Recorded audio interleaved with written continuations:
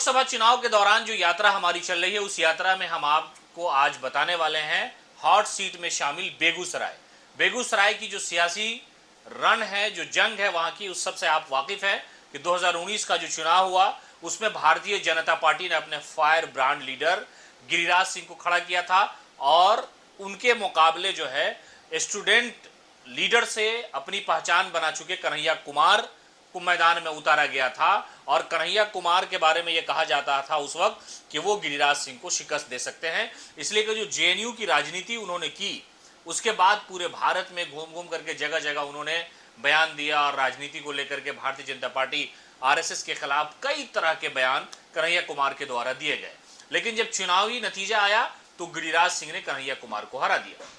सबसे बड़ी बात यह थी कि वहां पर चुनाव इसलिए लड़ाया गया कि दोनों एक ही जात के थे। कन्हैया कुमार बेगूसराय से ही संबंधित हैं, वहीं से वो हैं, वहीं पैदा हुए। हालांकि शिक्षा जो है उन्होंने जेएनयू में ली, लेकिन जो विवाद हुआ वो विवाद राजनीति में खत्म हुआ और कन्हैया कुमार फिर बेगूसराय से लौट करके चले गए दिल्ली।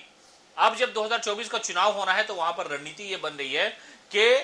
एनडीए की तरफ से किस उम्मीदवार को भारतीय जनता पार्टी अपना उम्मीदवार वहां खड़ा कर सकती है। इसलिए कि बात ऐसी आ रही है कि भारतीय जनता पार्टी ये फैसला ले सकती है कि जो उनके पुराने नेता हैं, उम्रदराज नेता हैं, उनका टिकट काटा जा सकता है। उस लिस्ट में, उस फहरिस्त में गिरिराज सिंह का नाम भी चल रहा है कि गिरिराज का भी टिकट वहां से कट सकता है बेगूसराय से। तो ऐसी स्थिति में आखिरकार बेगूसराय में सियासी दुश्मन गिरिराज ने किसको बना लिया? अपनी ही पार्टी के कौन से नेता हैं जो उनकी गर्दन पकड़ना चाहते हैं और इस लोकसभा चुनाव में गिरिराज को शिकस्त देने की तो दूर की बात है, वो उनको टिकट भी नहीं दिलवाना चाहते हैं। और ऐसा हम इसलिए कह रहे हैं क्योंकि वहां पर जो भारतीय जनता पार्टी से और आरएसएस के जो राकेश सिन्हा, जो मौजूदा समय में राज्यसभा के सांसद हैं और वो भी बेगूसराय से आते हैं, आरएसएस के बहुत पुराने कैडर वो माने जाते हैं, इसलिए कि गिरिराज और उनके दरमियान जो सियासी तल्खी है उस वक्त देखने को मिली थी जब पटना एयरपोर्ट पर दोनों नेता आपस में उलझ गए थे और बहुत एक दूसरे के साथ बदतमीजी से बातचीत हुई थी। और उसके बाद ये पूरी जो शिकायत है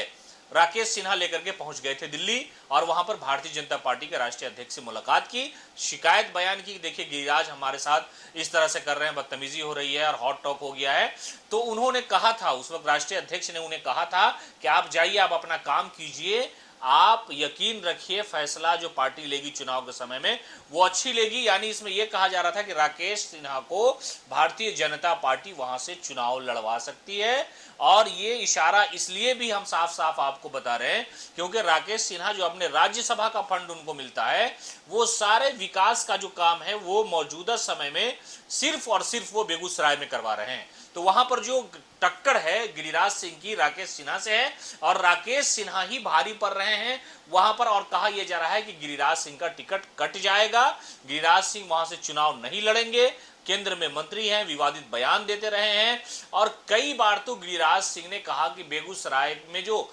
स्थिति थी, जो बिहार सरकार को घेरने की कोशिश की, तो मोटरसाइकिल से वो घूमते नजर आए और सरकार पर लगातार वो हमला करते रहे। और मोदी कैबिनेट के चहेते नेताओं में शामिल है गिरिराज सिंह का। लेकिन वहां पर मसला यह है कि गिरिराज सिंह का जो टिकट है वो कट जाएगा बेगूसराय में और वहां पर एनडीए जो है वो दूसरा उम्मीदवार खड़ा कर सकती है। और कहा यह जा रहा है कि वहां पर यह भी हो सकता है कि बीजेपी और संघ का जो विचार रखने वाले लोग हैं, विकास वैभव जो आईपीएस हैं, वो वीआरएस ले सकते हैं और हो सकता है कि वो वहां पर चुनाव भी लड़ लें। तो भारतीय जनता पार्टी गिरिराज के अलावा राकेश सिन्हा पर भरोसा करती है, आईपीएस विकास वैभव पे कर सकती है, या ये कि एक तीसरा दाव भी यहां पर यह है कि आज जनता दल यूनाइटेड के सीनियर नेता रहे मुसलमान नेता मुनाजिर हसन, उन्होंने कुछ दिन पहले पार्टी से रिजाइन कर दिया और वो भी बेगूसराय में घूम रहे, वहां के सांसद भी रह चुके हैं। तो हो सकता है कि बीजेपी मुनाजिर हसन को भी चुनाव में वहां बेगूसराय में उतार सकती है। लेकिन वो स्थिति कब बनेगी कि अगर आरजेडी की तरफ से या इंडिया की तरफ से किसी मुसलमान नेता को वहां टिकट मिलता है तो ऐसा हो सकता है कि वहां पर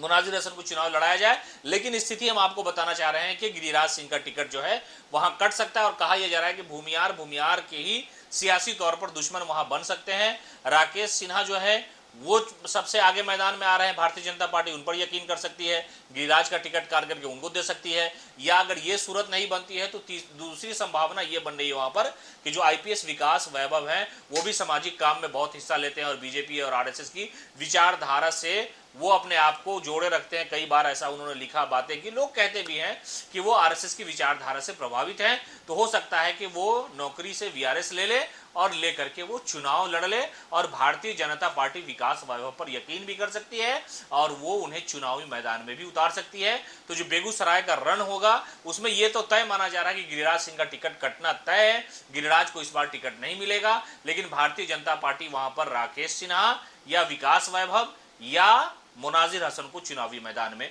उतार सकती है।